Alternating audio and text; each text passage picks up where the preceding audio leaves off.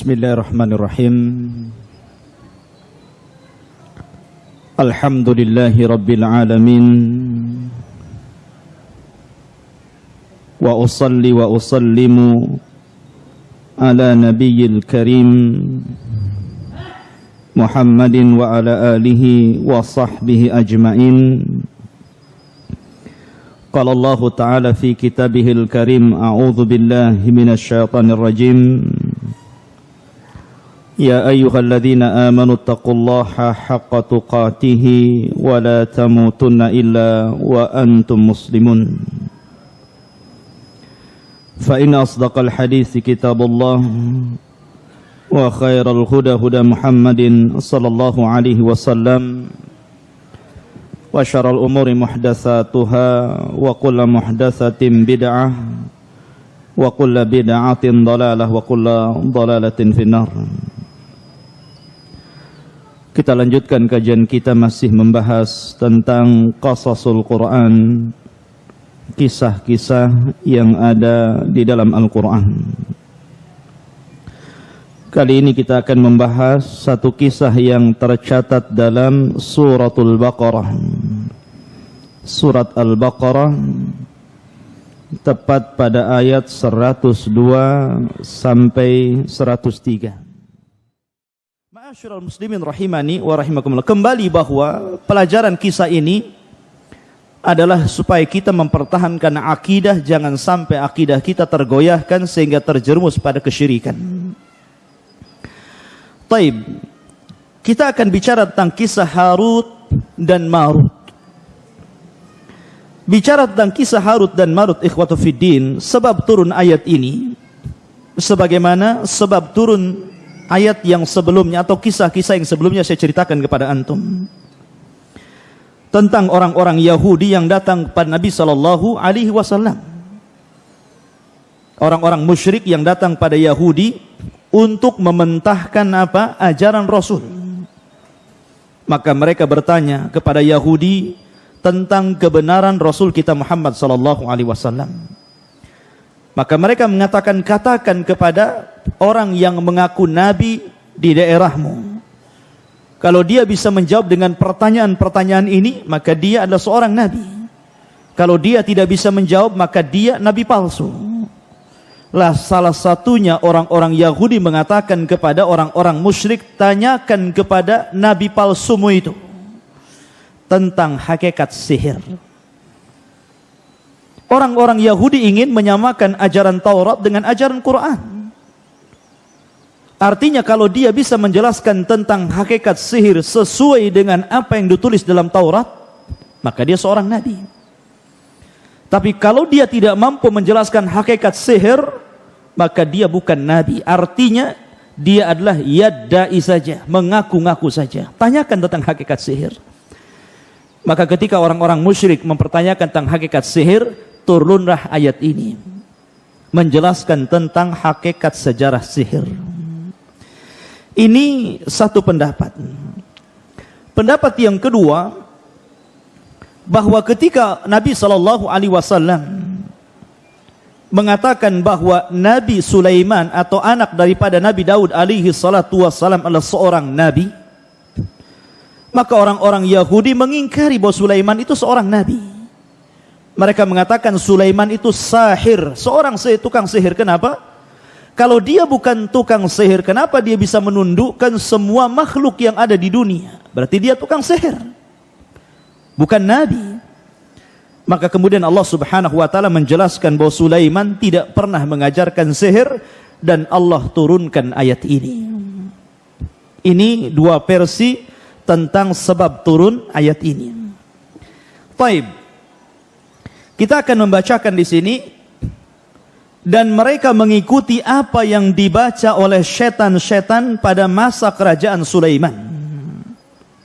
Sulaiman itu tidak kafir, tetapi setan-setan itulah yang kafir. Mereka mengajarkan sihir kepada manusia, dan apa yang diturunkan kepada dua malaikat di negeri Babilonia, yakni Harut dan juga Marut. Padahal keduanya tidak mengajarkan sesuatu kepada seseorang sebelum mengatakan sesungguhnya kami hanyalah cobaan bagimu. Sebab itu janganlah engkau kafir kepada Allah Subhanahu wa taala. Bicara tentang Harut dan Marut, ikhwatu fiddin, di sana ada kisah yang batil. Kalau antum baca atau klik di mbah Google gitu kan, tentang kisah Harut Marut, maka yang sampai kepada antum adalah kisah-kisah Israiliyat. Kisah-kisah yang ada sanad, tidak ada sanadnya sama sekali, maudhu. Ya, sayang, kisah ini sudah menyebar di masyarakat tentang kisah Harut dan Marut, sehingga menyesatkan banyak manusia tentang siapa Harut dan Marut. Kisah ini berawal, ikhwatu fiddin yang dimuliakan Allah Azza wa Jalla. Ketika para malaikat melihat manusia, malaikat merasa aneh gitu kan. Kenapa manusia ini selalu bermaksiat kepada Allah Azza wa Jalla? Sebagian mereka menyekutukan Allah Azza wa Jalla, sebagian mereka melakukan bid'ah, sebagian mereka melakukan maksiat, berzina, minum khamar, dan segala macam maksiat yang ditampakkan kepada Allah Azza wa Jalla. Maka kemudian Allah Subhanahu wa taala, kata Allah Subhanahu wa taala, karena manusia memiliki nafsu. Sebab kalau seandainya manusia tidak memiliki nafsu, mereka tidak akan maksiat. Maka malaikat menyanggah, kalau seandainya kami pun diberikan nafsu seperti mereka, kami tidak akan seperti mereka. Akhirnya kemudian Allah Subhanahu wa taala menantang di antara seluruh malaikat, carikan kepadaku di antara sekian banyak malaikat 2 malaikat yang paling soleh di antara kalian. Akhirnya terpilihlah malaikat Harut dan Marut. Setelah terpilih malaikat Harut dan Marut ini, akhirnya Allah Subhanahu wa taala masukkan pada hati 2 malaikat ini syahwat, nafsu. Setelah itu Allah turunkan keduanya ke permukaan bumi. Setelah sampai di bumi, ikhwatu fiddin yang dimuliakan Allah Azza wa Jalla, kemudian Allah Subhanahu wa taala uji dengan wanita-wanita cantik. Pertama datanglah wanita yang cantik menggodanya. Dan subhanallah, ternyata apa yang diperkirakan malaikat bahwa ketika mereka memiliki syahwat mereka tidak seperti manusia, ternyata tidak. Justru mereka akhirnya jatuh cinta kepada wanita itu. Ya kan? Akhirnya kemudian Harut dan Marut pun karena digoda oleh wanita tersebut hampir melakukan perzinahan dengan wanita tadi. Tapi wanita itu tidak mau, akan tetapi memberikan syarat, kalau engkau ingin berzinah denganku, maka berbuatlah syirik kepada Allah Subhanahu wa taala. Disuruh menyekutukan Allah Azza wa Jalla. Ya. Akhirnya ketika mendengar syarat itu terlalu berat, maka Harut dan Marut menolak, nggak mungkin saya melakukan perbuatan yang sangat besar, melakukan kesyirikan kepada Allah Azza wa Jalla. Akhirnya tidak jadi berzina dengan wanita itu karena syaratnya terlalu berat. Kemudian setelah itu datang lagi wanita yang lain, yang lebih cantik lagi. Kemudian diajak berzina, tapi wanita itu menolak. Kemudian memberikan syarat, kalau engkau ingin berzina dengan aku, bunuh orang itu. Kalau tadi syaratnya menyekutukan Allah, sekarang syaratnya suruh membunuh. Mendengar syaratnya berat lagi, nggak mungkin saya membunuh. Ya. Akhirnya ditolak lagi. Sampailah datang wanita yang ketiga, yang tidak kalah cantiknya. Wanita ini diajak berzina tapi meminta syarat dengan mengatakan, syaratku tidak sebagaimana syarat yang lainnya. Kalau kau ingin berzina kepadaku, tashrabul khamar, kamu harus meminum khamar. Difikirnya Harut dan Marut, daripada saya menyekutukan Allah, daripada saya membunuh, minum khamar ringan. Akhirnya dia senang, diminumlah khamar tadi. Akhirnya minuman keras ini bermain-main dalam otaknya. Karena dia mabuk, ikhwatu fiddin, dia tidak sadar. Akhirnya dalam kondisi mabuk dia menyekutukan Allah, dia membunuh, dan dia juga berzina. Na'udzubillah. Tiga-tiganya sekali dilakukan karena mabuk. Awalnya dia tolak kesyirikan, dia tolak membunuh. Sekarang dia melakukan kesyirikan, dia membunuh, dan dia berzina. Makanya Nabi SAW mengatakan apa? Al-khamru ummul khaba'is, bahwa khamar itu gudangnya keburukan. Semua keburukan pangkalnya di khamar. Karena kalau orang sudah mabuk itu tidak sadar, ikhwan. Makanya dahulu ada orang mabuk kemudian mendengar suara azan, ya kan? Dia ingin berwudu. Akhirnya dia kencing, disangka itu keran air. Akhirnya dia mengambil kencingnya untuk berwudu, bayangkan. Ya. Kerannya disangka keran air. Dia berwudu sampai selesai dengan air kencingnya. Selesai dia kencing dan berwudu dengan air kencingnya karena dia mabok. Gimana pula orang mabok? Dia pun berdoa kepada Allah Azza wa Jalla, Allahumma ij'alni minat tawwabin waj'alni minal mutatahhirin. Doanya bagus. Ya Allah, jadikan aku termasuk hamba yang bertobat dan jadikan aku hamba yang bersuci. Bayangkan orang mabok. Ya kan? Ma'asyiral muslimin rahimani wa rahimakumullah. Akhirnya kemudian setelah malaikat ini sadar, menyesal dengan penyesalan yang luar biasa. Akhirnya dia bertobat kepada Allah Azza wa Jalla dan dia meminta kepada Allah Azza wa Jalla agar mereka diizinkan untuk naik lagi ke atas langit. Tapi Allah Subhanahu wa taala memberikan dua pilihan. Taib, saya akan angkat engkau ke langit, tapi engkau akan kami masukkan ke dalam neraka dan akan diazab selama-lamanya. Atau engkau tetap di dunia, tapi kami berikan azab di dunia dalam tempo waktu yang sangat terbatas. Maka kedua malaikat Harut dan Marut pun akhirnya memilih tinggal di dunia karena azabnya terbatas. Karena kalau sudah dikiamatkan selesai. Tapi kalau sudah masuk jahannam khalidina fiha, dikekalkan di dalamnya. Akhirnya kemudian setelah malaikat Harut dan Marut tinggal di bumi, wanita yang dizinahinya ini datang kepada Harut dan Marut agar Harut dan Marut mengajarkan kepada dia beberapa kalimat supaya dia bisa naik ke atas langit. Maka kemudian diajarkan oleh Harut dan Marut beberapa kalimat. Akhirnya setelah diajarkan mantra-mantra dan kalimat-kalimat tersebut, betul wanita itu bisa terbang ke langit. Sampai akhirnya wanita itu terbang ke langit. Akhirnya sampai di langit, dia pun dirubah bentuknya oleh Allah Azza wa Jalla menjadi bintang. Itulah sejarahnya bintang. Jadi bintang wanita itu.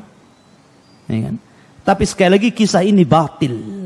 Kisah ini maudhu, palsu, tidak ada sanadnya, inqita. Jadi antum kalau baca Google tentang Harut dan Marut, jangan pernah mempercayai kisah ini ya. Ya, malaikat mungkin diuji oleh Allah Azza wa Jalla, tapi tidak sampai berzina, membunuh, melakukan kesyirikan. Wa yaf'aluna ma yu'marun. Malaikat itu akan mengerjakan apapun yang diperintahkan Allah. Tidak mungkin sampai seperti ini. Mustahil. Ya kan? Malaikat itu ibadun mukramun. Tapi biqatufidin yang dimuliakan Allah Azza wa Jalla. Lalu sebenarnya siapa Harut dan Marut itu?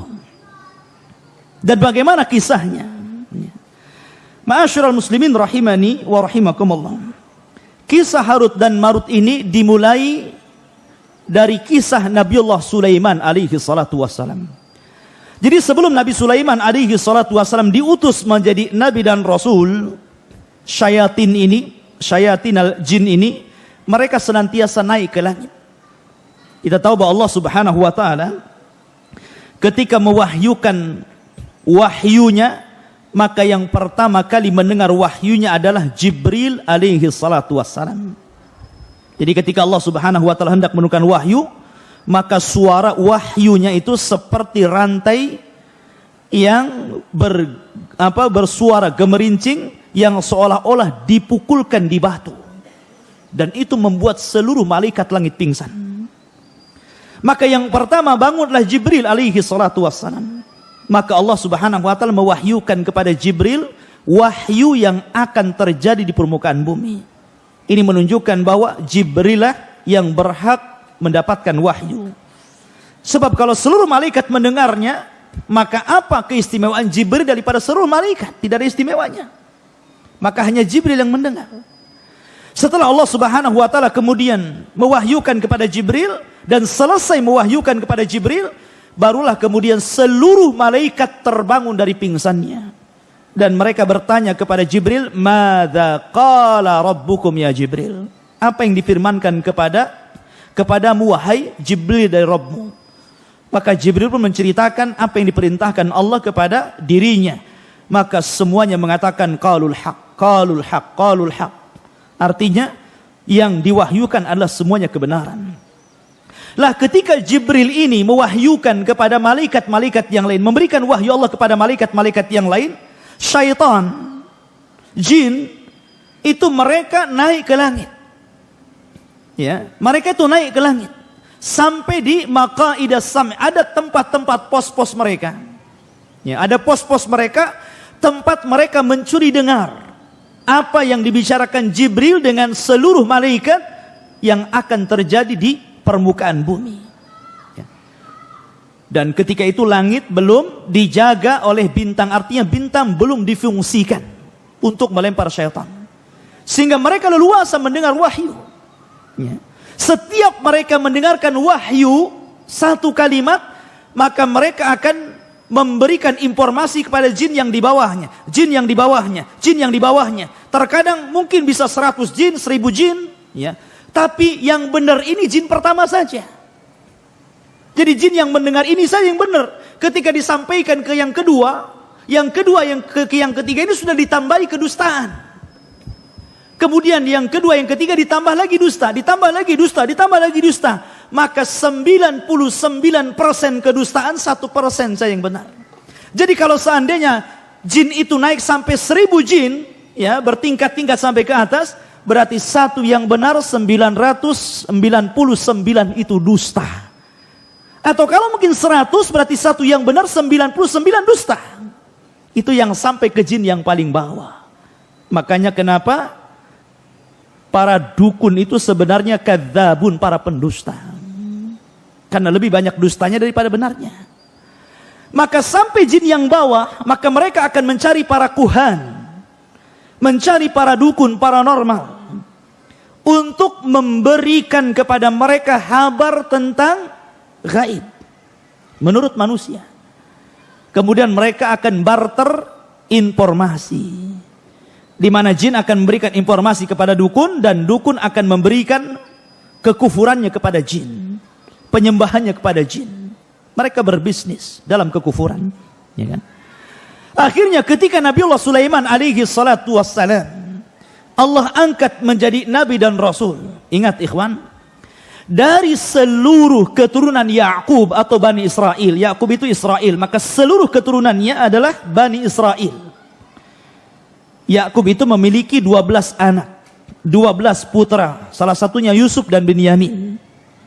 Lah dari 12 putra Yakub inilah kemudian lahir keturunan-keturunan Yakub yang disebut dengan Bani Israel.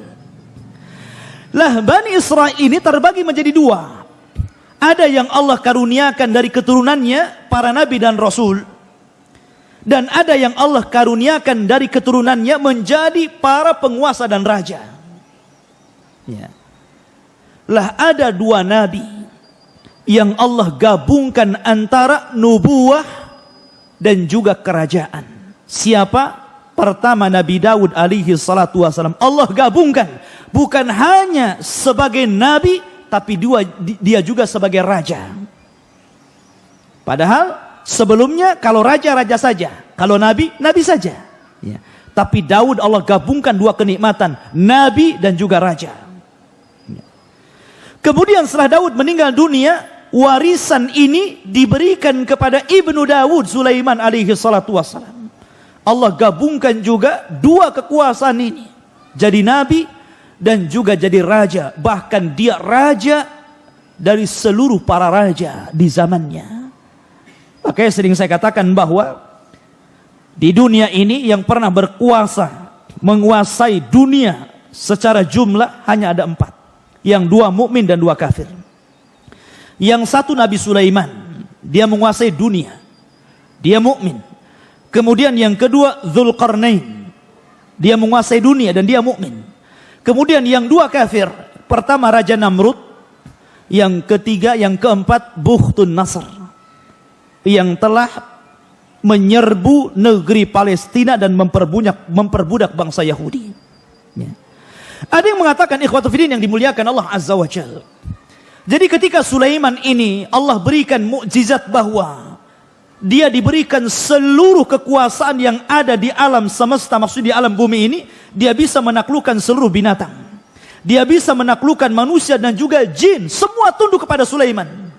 Makanya dia berdoa kepada Allah, Rabbi habli, ya Allah berikan kepadaku mulkun la yambagi ahadun ba'di, begitu. Ya. Jadi ya Allah berikan kepadaku satu kerajaan yang kerajaan ini tidak bisa dimiliki siapapun setelahku. Karena dia bisa menguasai semuanya. Ya kan? Dia bisa menguasai manusia, dia bisa menguasai jin, dan dia bisa menguasai seluruh hewan-hewan. Bayangkan, Anda bisa bayang pasukan Sulaiman ini. Ya kan? Dia memiliki pasukan yang sangat kuat. Karena jin takluk kepada Sulaiman. Ya. Lah ketika itu ikhwatu fillah yang dimuliakan Allah Azza wa Jalla, Sulaiman ini punya katib, tukang catat. Ya kan? Setiap dan tukang catatnya Sulaiman, sekretarisnya Sulaiman ini menulis segala sesuatu yang diperintahkan Sulaiman, yang dirahasiakan Sulaiman, baik tentang nama-nama Allah yang azam, baik tentang rahasia jin, baik tentang rahasia binatang ataupun manusia. Dan yang tahu hanya Sulaiman dan tukang catatnya ini.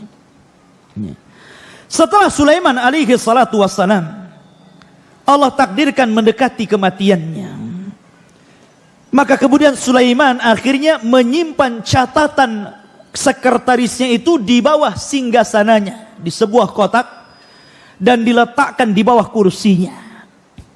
Dan ketika itu Sulaiman alaihi salatu wassalam sempat mengatakan kepada seluruh jin dan manusia, man iqtaraba fi hadas sunduk minal jin sayastarih. Barang siapa yang mendekati kotak yang berisi tulisan-tulisan yang berharga ini, kalau dia dari kalangan jin, maka dia terbakar. Ya kan?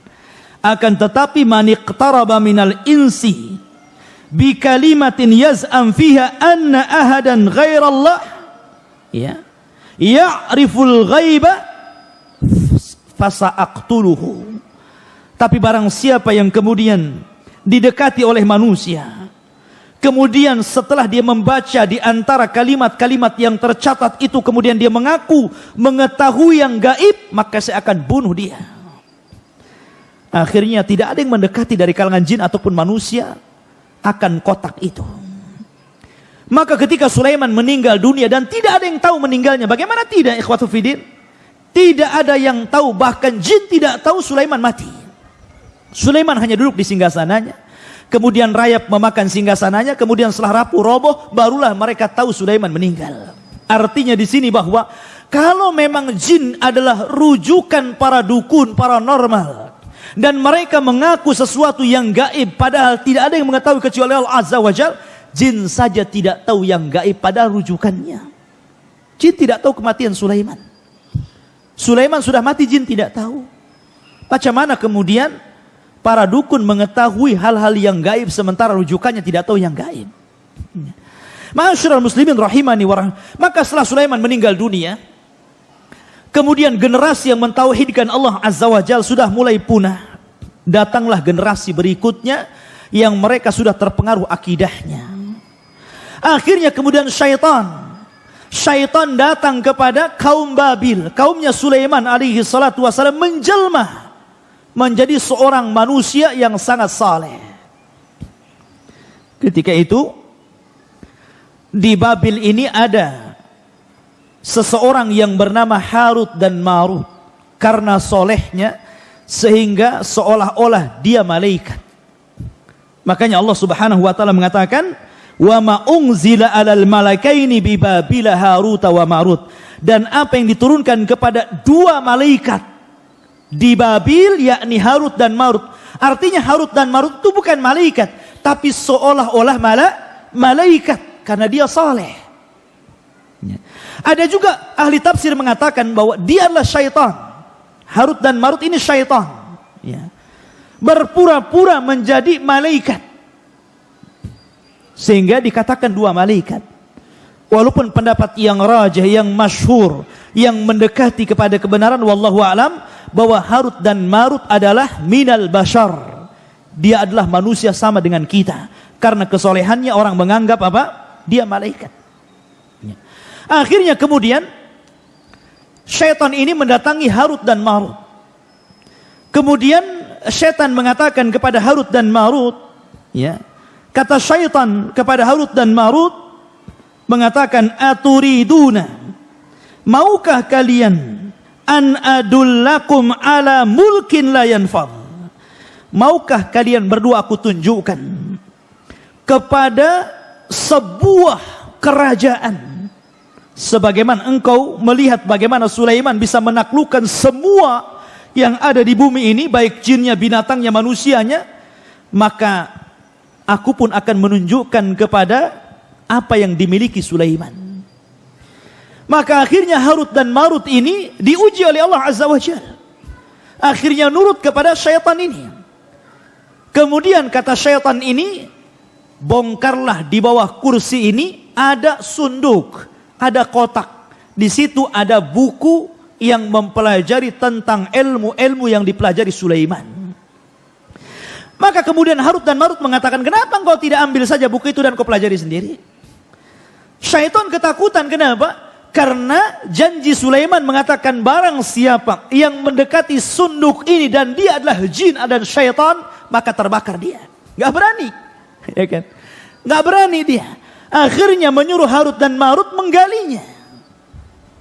Dan setelah dibongkar kursinya, ternyata dia mendapatkan satu kotak dan berisi catatan ilmu Sulaiman tentang sihir, menaklukkan jin, menaklukkan binatang dan begitu seterusnya. Akhirnya kemudian keduanya mempelajari catatan Sulaiman itu. Dan setelah mempelajari akhirnya dia pun memiliki ilmu sihir. Dan dikenal oleh orang-orang, kalau antum ingin belajar sihir, datanglah kepada Harut dan Marut. Itu guru sihir yang paling unggul di zaman itu. Ya kan? Maka semua orang berbondong-bondong kepada Harut dan Marut karena di zaman itu ikhwatu fillah orang-orang Yahudi itu terkenal tukang main sihir. Karena sihir itu berasal dari mereka. Makanya siapa yang menyihir Nabi coba? Yahudi. Labid bin Asam, seorang Yahudi yang menyihir Nabi. Nabi disihir. Diambil sisirnya Nabi, Mistah dan rambutnya Nabi serta sisir yang biasa bersisir Nabi diambil oleh Labid bin Asam, kemudian dijadikan buhul untuk menyihir Nabi. Dan berhasil. Ya kan? Karena sihir itu pasti ada buhulnya. Min syarri nafatha tifil uqad. Uqad itu artinya buhul. Setiap sihir itu ada buhulnya. Ya. Maka kemudian dan buhul itu biasanya diambil dari orang yang akan disihir. Entah pakaiannya, entah mungkin rambutnya, entah kukunya. Pokoknya dari badan tukang sihir yang akan disihir tadi. Maka akhirnya kemudian diambillah rambut dan sisir Nabi SAW. Kemudian dimantra-mantrai oleh Labid bin Asam Yahudi ini. Kemudian diletakkan dalam sumur. Bayangkan, buhulnya diletakkan dalam sumur. Akhirnya Nabi terkena sihir. Sehingga dia terhayalkan dia sudah menggauli istrinya padahal tidak. Seolah-olah dia telah menggauli istrinya padahal enggak menggaulinya. Tapi ikhwatu fiddin, akidah ahli sunnah bahwa karena ada orang yang berusaha melemahkan hadis ini. Hadis ini berusaha dilemahkan. Ya kan? Oleh sebagian orang-orang yang tidak suka dengan sunnah. Mereka mengatakan tidak mungkin Rasul kena sihir. Bukankah Rasul maksum? Bukankah Rasul terjaga? Ikhwan, ya. Tidak ada kaitan Rasul kena sihir dengan kemaksuman Rasul. Tidak ada kaitannya. Justru sebenarnya ini menguatkan bahwa Nabi kita Muhammad sallallahu alaihi wasallam itu abduhu wa rasuluhu. Dia adalah hamba. Makan seperti kita, minum seperti kita, tidur seperti kita, dan terkena sihir seperti kita terkena sihir. Ya. Tidak ada kaitan antara maksum dengan sihir. Karena Allah Subhanahu wa taala berfirman, "Ya ayyuhar rusul, balligh ma unzila ilaika, fa illam taf'al fama ballaghta risalatah, wallahu ya'simuka minan nar." Wallahu ya'simuka minan nar. Allah yang memberikan kemaksuman kamu di hadapan manusia. Ya. Tidak ada kaitan antara maksum dengan kena sihir. Ya. Dan ini justru memperkuat bahwa Rasul kita manusia, bukan malaikat yang tidak bisa terkena sihir. Ya. Ma'asyiral muslimin rahimani wa rahimakumullah, maka Jibril kemudian turun kepada Rasul sallallahu alaihi wasallam atau malaikat yang lainnya, kemudian meruqyah Rasul sallallahu alaihi wasallam. Akhirnya turunlah surat yang dikenal dengan Muawwidzatain, Qul a'udzu birabbin nas dan Qul a'udzu birabbil falaq. Dengan kedua ayat ini malaikat meruqyah Rasul. Akhirnya ketahuan buhulnya di sumur tadi. Siapa yang menyihir Rasul? Yahudi. Ya. Makanya kenapa haddus sahir qatal? Kata Nabi SAW, balasan dalam Islam bagi para pelaku sihir dipenggal, dharbatu bisayf, dipenggal lehernya. Makanya Umar pernah memenggal tukang sihir, Hafsah pernah memenggal tukang sihir. Apakah perlu dimintai tobat? Kata para ulama, ada yang mengatakan perlu dimintai tobat selama 3 hari. Kalau dia bertobat maka diampuni, kalau tidak maka dipenggal. Tapi pendapat yang rajah, yang kuat, tidak perlu dimintai tobat, langsung dipenggal lehernya. Itu pendapat yang kuat. Karena kerusakan sihir ini melebihi kerusakan yang lainnya. Bukan hanya kekufuran, kesyirikan, tapi kerusakan di mana-mana. Bisa membunuh, bisa menyakiti, bisa menceraikan suami istri dan begitu seterusnya. Kerusakannya luar biasa. Maka tidak perlu dimintai tobat, la yustatab, kata para ulama. Tidak perlu dimintai tobat, langsung darbatu bisayf, penggal lehernya. Ya. Tapi waktu kembali bahwa setelah kemudian orang-orang Yahudi, karena ketika itu ada dalam riwayat wallahu a'lam riwayat ini. Tapi yang jelas saya pernah terbaca dalam tafsir bahwa dahulu ketika orang-orang Palestina ini dibantai oleh Bukhtun Nasr, yang saya sebutkan tadi, raja yang zalim yang menguasai dunia, maka orang-orang Yahudi Palestina ini, Bani Israel ini, akhirnya mereka menjadi budak, sehingga mereka berusaha untuk keluar dari perbudakan Bukhtun Nasr. Akhirnya kemudian mereka mempelajari sihir supaya keluar dari jeratan Bukhtun Nasr. Akhirnya tersebarlah kesyirikan di mana-mana, ilmu sihir di mana-mana. Lah kebetulan di situ itu ada Harut dan Marut yang sihirnya luar biasa, menguasai ilmu Sulaiman. Makanya kemudian orang mengatakan bahwa datanglah kepada Harut dan Marut, belajarlah kepada dia. Tetapi Harut dan Marut, ikhwatu fillah, adalah ujian Allah Subhanahu wa taala. Harut dan Marut mengatakan kepada setiap orang yang akan belajar sihir kepadanya, wa ma yu'allimani min ahadin hatta yaqula innama nahnu fitnatun fala takfur. Maka Harut dan Marut tidaklah mengajarkan sihir kepada siapapun dari kalangan Bani Israel, kecuali keduanya pasti mengatakan, sebelum kamu belajar sihir kepada aku, saya ingatkan, sihir ini fitnah. Nanti setelah aku ajarkan sihir, jangan pernah kufur kepada Allah. Baik, bagus kan kalimatnya. Sebagian mereka ada yang kembali tidak mempelajari sihir, tapi sebagian juga ada yang kemudian berusaha mempelajari sihir. Tapi apa kenyataannya? Kenyataannya apa yang dikatakan Harut dan Marut tidak sebagaimana yang diiyahkan mereka. Justru kenyataannya setelah mereka mempelajari sihir dari Harut dan Marut, justru kondisinya makin rusak. Perdukunan di mana-mana, sihir di mana-mana, sampai hari ini. Sampai hari ini sihir itu di mana-mana.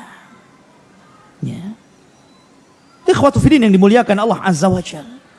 Barulah ikhwatu fiddin zaman terus berjalan, maka Allah Subhanahu wa taala setelah mengutus Nabi kita Muhammad sallallahu alaihi wasallam, barulah Allah memfungsikan bintang di situ. Bayangkan, zaman Nabi Sulaiman sampai ke zaman Rasul itu ribuan tahun, ikhwan. Bukan puluhan tahun, bukan ratusan tahun, ribuan tahun. Baru Allah Subhanahu wa taala yahrusus sama, menjaga langit dari syaitanir rajim. Dengan cara apa? Memfungsikan bintang. Sehingga ketika itu ikhwatu fiddin, syaitan tidak bisa naik lagi ke langit. Mereka hanya berputar-putar di bumi dan tidak bisa naik ke langit. Setiap mereka naik ke langit, maka mereka akan ditembak oleh meteor dan mati. Sehingga mereka tidak berani. Di zaman Rasul tidak ada syaitan yang berani masuk ke langit. Dan ini menunjukkan tentang bagaimana Allah Subhanahu wa taala menjaga keotentikan risalah Rasul. Inna nahnu nazzalna dzikra wa inna lahu lahafizun. Kami yang menurunkan Al-Quran, kami yang menjaganya. Sebab kalau seandainya syaitan ini naik, maka akan tercampur antara perkataan Allah dan perkataan dukun. Al-Quran terjaga, maka mereka tidak bisa naik ke langit, karena mereka akan ditembak. Ya. Maka akhirnya mereka berputar-putar di bumi sampai suatu ketika Nabi SAW berdakwah di Taif. Ma'ruf kisahnya. Ternyata penduduk Taif tidak menerima dakwah Rasul. Justru yang ada Rasul SAW dilempari sampai berdarah-darah. Akhirnya kemudian Nabi SAW pulang dengan tangan hampa bersama budaknya Zaid ibn al-Harithah. Kemudian singgah di satu tempat. Maka Nabi SAW sholat dan membaca Al-Quran. Ada yang mengatakan setelah surat Al-Fatihah beliau membaca surat Ar-Rahman. Ada yang mengatakan surat yang lainnya. Akhirnya tiba-tiba Ja'a nafarun minal jin. Datang sekelompok dari jin. Ada yang mengatakan jin ini dari Yaman. Ya kan? Jin dari Yaman melintas ketika Nabi SAW sedang membaca Al-Quran. Dan ini disebutkan dalam surat jin. Ya. Dalam surat jin disebutkan ketika jin nafarun minal jinni, ada sekelompok jin yang mendengarkan bacaan Al-Quran, maka mereka mengatakan fa'aman nabi, kami beriman dengan Al-Quran. Dan kata para ulama tafsir bahwa jin yang pertama beriman kepada Rasul adalah jinnya orang-orang Yaman. Subhanallah ikhwan. Yaman ini memang luar biasa. Termasuk juga jullus sahabah. Sahabat-sahabat yang mulia yang membantu Nabi SAW semuanya dari Yaman, kecuali orang-orang muhajirin yang membantu Rasul dengan tenaga mereka, dengan harta mereka, dengan jiwa mereka sampai Islam tersebar. Itu salah satunya adalah apa? Adalah perjuangan orang-orang Yaman. Karena orang-orang Ansar itu semua dari Yaman, dari kabilah Khazraj dan kabilah Aus. Baik manusianya, baik jinnya, maka mereka adalah generasi pertama yang beriman kepada Nabi SAW. Makanya Rasul memuji Yaman. Ya kan? Al-barakatu yamaniyah wal ilmu yamani. Berkah itu ada di Yaman, ilmu itu ada di Yaman, dan begitu seterusnya. Tapi fitnah juga di Yaman. Karena tanda-tanda kiamat ketika 3 negara berperang. 1 Yaman, 2 Irak, 3 Syam. Dan sekarang 3-tiganya telah berperang. Tanda-tanda kiamat ikhwan. Ya kan? Apakah jin-jin yang pertama beriman kepada Nabi SAW? Mereka adalah sahabat-sahabat Rasul. Sebagian ulama tafsir mengatakan ya mereka sahabat Rasul. Mereka adalah sahabat Rasul. Mereka sama kedudukannya seperti Abu Bakar, Umar, Utsman, Ali. Kenapa? Karena ta'rif sahabat Rasul apa? Kata Ibnu Hajar, dan ini definisi yang paling mendekati kebenaran. Sahabat adalah man laqiyan nabiyya sallallahu alaihi wasallam. Pertama berjumpa dengan Rasul. Tidak mesti melihat Rasul, tapi berjumpa. Karena kalau melihat, orang yang buta tidak jadi sahabat. Yang penting berjumpa dengan Rasul. Yang kedua, beriman dengan Rasul. Bukan hanya berjumpa, tapi beriman. Karena banyak yang berjumpa tidak beriman, bukan sahabat. Abu Jahal juga berjumpa, tapi tidak beriman. Tapi sahabat, tidak disebut sahabat. Tidak ada sahabat Rasul Abu Jahal. Abu Lahab. Ya. Kemudian, wa mata 'alal Islam. Yang ketiga, mati di atas Islam. Karena banyak juga sahabat yang murtad. Yang murtad tidak Islam. Artinya tidak jadi sahabat. Walau takhallalatir riddah. Dan yang keempat, kalau dia kemudian sempat murtad, kemudian masuk ke dalam Islam, perkataan yang rajih para ulama, dia digolongkan sahabat walaupun sempat murtad, tapi masuk lagi ke dalam Islam. Sebagaimana ada beberapa sahabat yang murtad kemudian di zaman Abu Bakar masuk lagi ke dalam Islam. Mereka sahabat Rasul. Maka jin-jin yang beriman di zaman Rasul, mereka adalah sahabat Rasul. Mereka berjumpa dengan Rasul, mereka beriman dengan Rasul, mereka mati di atas agama Rasul, maka mereka sahabat Rasul dari kalangan jin tentunya. Ya. Ma'asyiral muslimin rahimani wa rahimakumullah. Kembali bahwa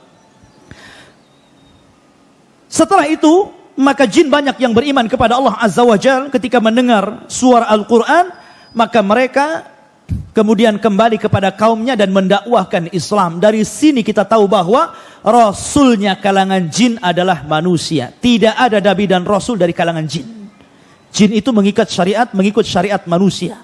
Rasul mereka sama dengan rasul kita, nabi mereka sama dengan nabi kita Muhammad sallallahu alaihi wasallam. Ma'asyiral muslimin, kemudian Allah Subhanahu wa taala mengatakan, "Fayata'allamuna minhuma ma yufarriquna bihi bainal mar'i wa zawjihi." Maka kemudian orang-orang Bani Israel, orang-orang Yahudi itu mempelajari dari keduanya Harut dan Marut apa yang bisa memisahkan antara suami dan istri. Perlu catatan ikhwan. Sihir dahulu dengan sihir sekarang itu ada kemiripan. Sihir yang banyak di masyarakat kita dan juga di masyarakat dahulu sebelum Islam itu berkisar di antara dua sihir. Yang pertama as-sarfu dan yang kedua al-atfu. Itu yang banyak sihir. Pertama as-sarfu, yakni memalingkan suami istri suruh bercerai. Terkadang ada suami yang kena sihir melihat istrinya tidak suka, malas untuk melakukan hubungan dengan istri padahal hubungan itu syar'i, ya kan? Malas untuk mendekati istrinya, atau mungkin sebaliknya, akhirnya ujung-ujungnya cerai. Atau yang kedua al-atfu, sebaliknya, ya. Sebaliknya menanamkan kecintaan kepada keduanya, atau menanamkan kecintaan kepada wanita orang, atau bahasa kita mungkin ilmu pelet begitu ya, supaya orang dekat dengan dia. Dan ghalibus sihri hakadha, umumnya sihir seperti itu. Namun ada juga sihir yang ganas yang sampai membunuh ikhwan. Naudzubillah. Ya. Maka di sini Al-Quran mengatakan bahwa mereka mempelajari sihir itu apa yang bisa memisahkan antara suami istri. Wa ma hum bidharina bihi min ahadin illa biiznillah.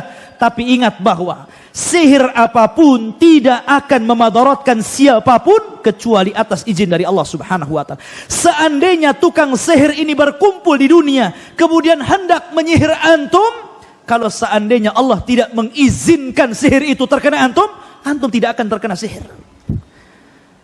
Karena Rasul mengatakan, seandainya seluruh manusia berkumpul, jinnuhum wa insuhum, manusia dan jinnya, ala an yadhurruka bi syai'in lan yadhurruka illa bima qad kataballahu lak. Tidak akan sampai madarat itu kepadamu kecuali memang madarat itu sudah ditetapkan di Lauhil Mahfuz. Ya. Kemudian wa yata'allamuna ma yadhurruhum wa la yanfa'uhum, dan mereka mempelajari apa yang memadaratkan mereka dan tidak bermanfaat. Sihir itu tidak ada manfaatnya sedikit pun, bahkan akan mengantarkan kepada kekufuran. Sihir itu tidak manfaat, ikhwan. Maka jangan pernah mempelajari sihir. Jangan pernah, ya.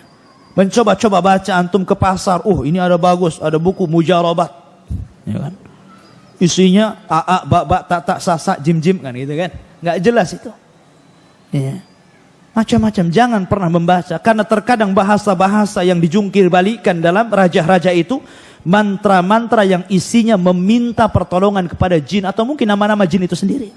Jangan pernah dibaca, bakar, ya kan? Kemudian walaqad alimu laman ishtarahu ma lahu fil akhirati min khalaq wala bi'sa ma syara bihi anfusahum law kanu ya'lamun.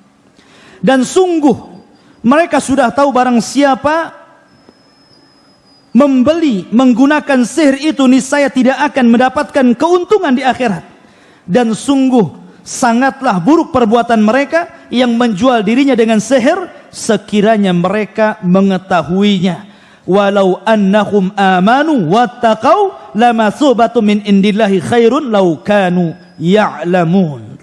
Dan jika mereka beriman dan bertakwa, pahala dari Allah pasti lebih baik sekiranya mereka mengetahui. Subhanakallah bihamdika, asyhadu an la ilaha illa anta astaghfiruka wa atubu ilaik. Allahu ta'ala alam. Assalamualaikum warahmatullahi wabarakatuh.